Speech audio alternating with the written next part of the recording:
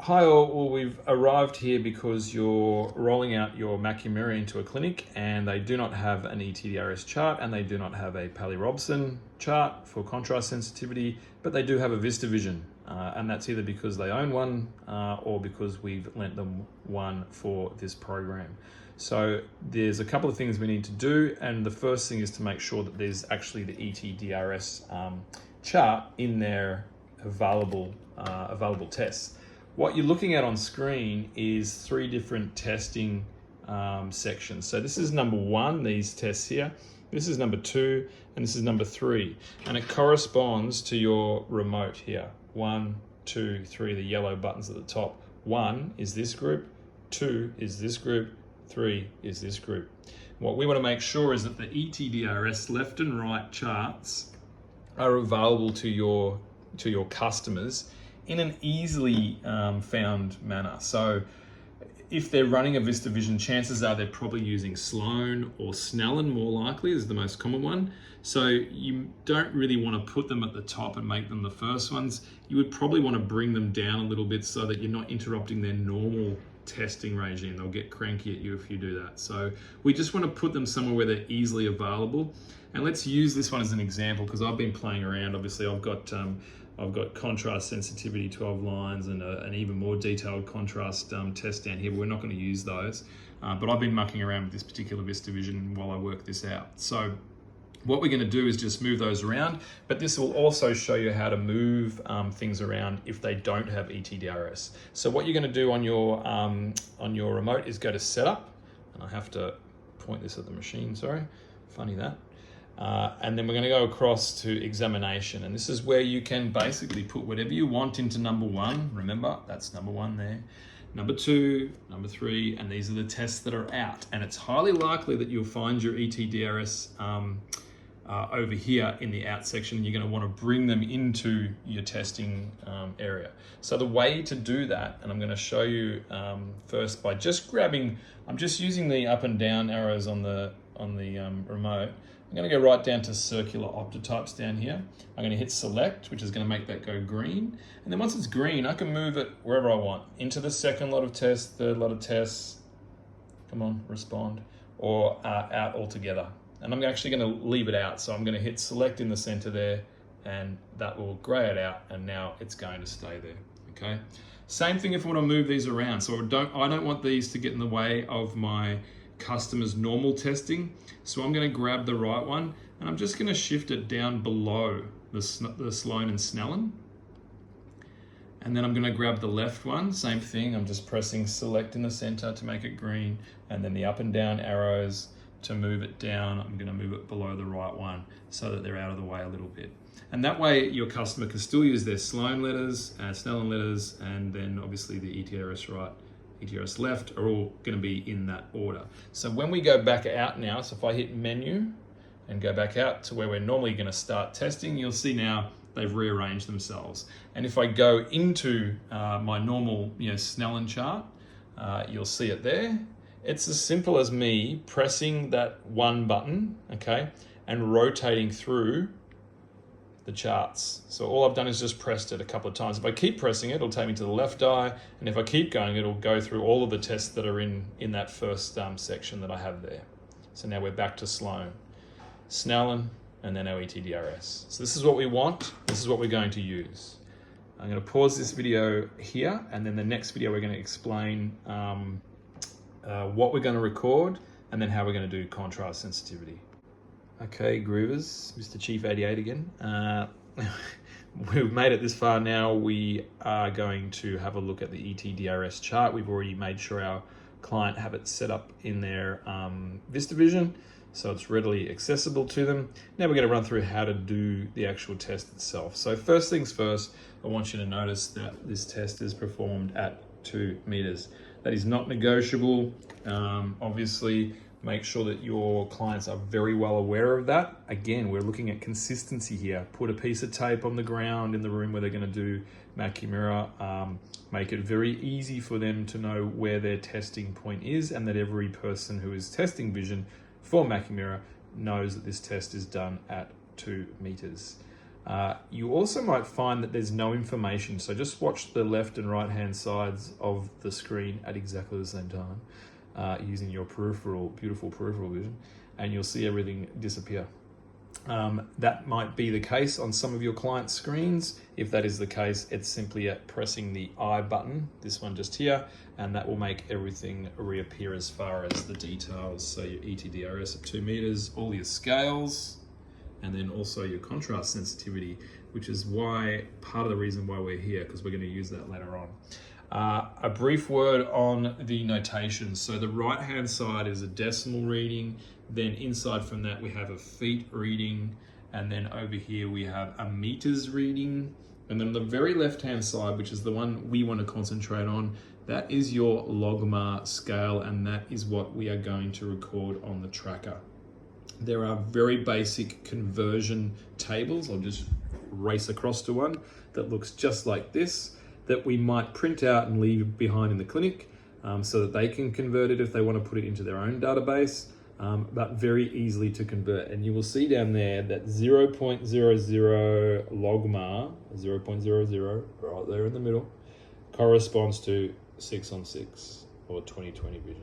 If we zoom across back to our Vista vision, you'll see down the left-hand side, where we have 6. Well, that's not 6/6, okay? It's not 20/20 vision. It's 0.2 on the logmar, which is 6/9.5.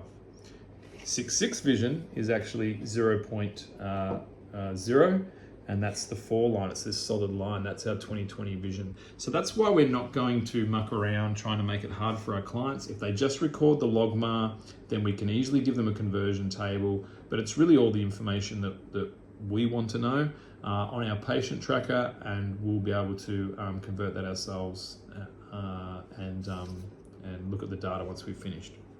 So we're going to use the logmar scale down the left-hand side. That might be a bit of a change in routine for some of your customers and might take a little bit of extra training just for them to understand why we're doing it. It's because this ETDRS chart is available to us.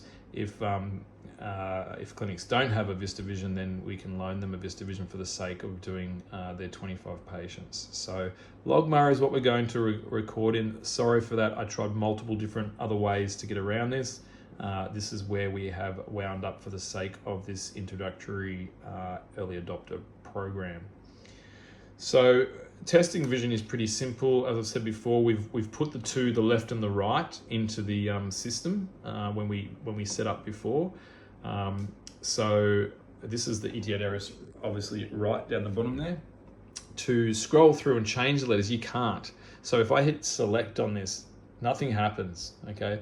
It's not changing the letters. It's not like a normal Sloan chart. These are set letters. There is no way to change them. All you have is the 2 charts, which is this one here and this one here. Okay, it's right and left. Whoops, back it up. Right and, oh my goodness. It's a good example of a bad example. Let's rotate through. So we have our right eye and our left eye. That's the only 2 charts that we have that we can use, okay? We're gonna have to live with that, but at least we've got a change between the 2 eyes. So recording is simple. It's just up and down, testing is simple. It's up and down on the D-pad there. You get your patient to read down the chart until they fail 2 letters on a line, okay? Once they've failed 2 letters on a line, then that becomes the line above.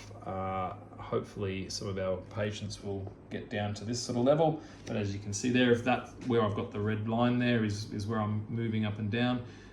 If that's where the patient stops, then you would simply read across, and 0.5 would be their logmar recording, which if you take it across to the conversion table, there's 0.5 there, which corresponds to 6/19. Okay, so nice and simple. You can record it easily. You could even leave that something like this in the clinic if they did want to record it in 6/6 or Snellen meters. Then great, that's fine. It doesn't really matter. But we want the logmar because it's easy to do on our Vista Vision. So once you've tested the right eye, obviously you would change, oops, sorry, I've scrolled through the wrong way and pressed the wrong button. Go back there again. I'm just hitting the number 1 button on my remote. And we're going to run him back into our right eye. We test that, and then we'd hit the number 1 button again, and that will give us our left eye. We would then go through and do the same thing again, up and down on our D-pad until we reach their visual acuity, and then we record again their logMAR value there would be 0.4. Okay. Again, done at 2 meters. Pretty simple, pretty straightforward. Done best corrected, so with glasses on, we want to get their best corrected visual acuity. And that's pretty much the VA side of things, the visual acuity side of things. The next thing we're going to do is we're going to use this exact same chart to measure their contrast sensitivity. Okay, so now we've done our visual acuity. Now we're going to move on to contrast sensitivity, and we really don't have to change away from this chart, which is why I've ended up settling on this, because it's an easy process once they have their hands on a Vista Vision. So from here, the only 2 buttons we're going to use on our remote are the left and the right buttons, okay? And the left and right buttons are going to change the contrast sensitivity of this screen, and in doing so, change the numbers down the bottom here. And as I do that, I'm hitting left on the button. You'll see those numbers slowly change. It'll top out at 1.95, I think it is. Your Pally-Robson test, I think, goes a little bit higher to 2.25 or 2.15. It's the same with all digital screens. You never get the same kind of sensitivity as you do on a paper test. For whatever reason, I don't understand the science behind it. I'm sure someone smart listening to this will know, but I do not. It's irrelevant either way for what we're doing here. These 3 readings here, the one we're interested in is the logarithmic contrast sensitivity number. That is what we're going to record. The C is the contrast on its own. At the moment it's at 100%. You can see that's black on white. As we reduce that percentage, we'll reduce the contrast. And then the SC is contrast sensitivity. Why they have the 2 letters around the other way, I do not know, but that is 100% confirmed via DMD.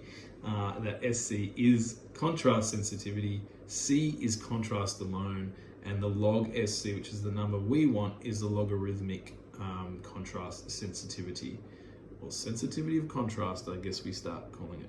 So all you will simply do is, if your patient reads down to, and this is what I badly explained yesterday in our meeting, if your patient reads down to this line here, okay, and we've marked them down with their 0.7 logMAR on their patient tracker, all we're going to start doing is reducing the contrast sensitivity on that line or above. So you can actually go up 2 lines to help the patient be able to find or be able to see those letters, because it becomes very, very difficult down the bottom if they're grappling with their own visual acuity and not just contrast sensitivity.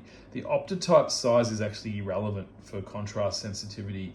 The gradings are actually more important when you do a full contrast sensitivity. So for this exercise, we're going to start at where their visual acuity is, and then just come up a couple of lines to, so as I said, if their vision was here at the KZVDC, we would start at OKZCH. And I would recommend, because we can't change the letters, I would recommend taking the contrast sensitivity level. I'm slowly pressing the button, pressing to 1.95. That's as low as it'll go. You can actually see way more than I can see at the moment because of the iPhone's filters. So on my screen, I can barely make out the top and second lines, barely. On my phone, I can certainly read the 3rd and 4th lines, or starting to read the 4th line. So I would start at the lowest contrast sensitivity, because the patient will otherwise memorize the letters. And I would slowly come up and say, can you read that? No, I can't. I would come up a step. Can you read that? No, I can't. I know you can see this, but imagine you can't see it. Come up again. Can you see that? No, I can't. Can you see that? Yes, I can. Can you read it for me? OKZCH. You might even test them again. Can you see this one? Yep, ONRKO. And then you might go down another level of contrast. Can you still see it? No, I can't. Or maybe I can see an O and an NRKO. either way, that is our contrast sensitivity level, and you will read off down here the logarithmic contrast sensitivity, or sensitivity of contrast, as 1.50 is the score that we will record. Not 3%, not 32, 1.5. The logarithmic sensitivity of contrast is what we're chasing. And that is all we're going to do. You would do that for both eyes. So once again, you can switch back to the right eye, and I've just done that by pressing the back button here. And you can keep doing that. I can keep going back and forward. Oh, actually, no, I can't. I'm telling Porcupines. I'm scrolling through now. I'm just hitting the one button to go through the entire testing gamut. So yeah, so once you've gone there and gone to the second one, you do get one turn at hitting the back button, and it will, I'll point it at it, it will go back. If you keep pressing back, it'll actually move away from that test. Your clients will figure it out. Just tell them they can keep pressing that one button if they want to keep rotating through to back to the original ETDRS. You would repeat the same thing on the other eye, and again record their logarithmic contrast sensitivity, and then you're done on the Vista Vision. Then you'll be moving on to OCT, and then onto your macu mirror treatment. Thanks for listening to Mr. Chief 88's YouTube channel once again. Bye.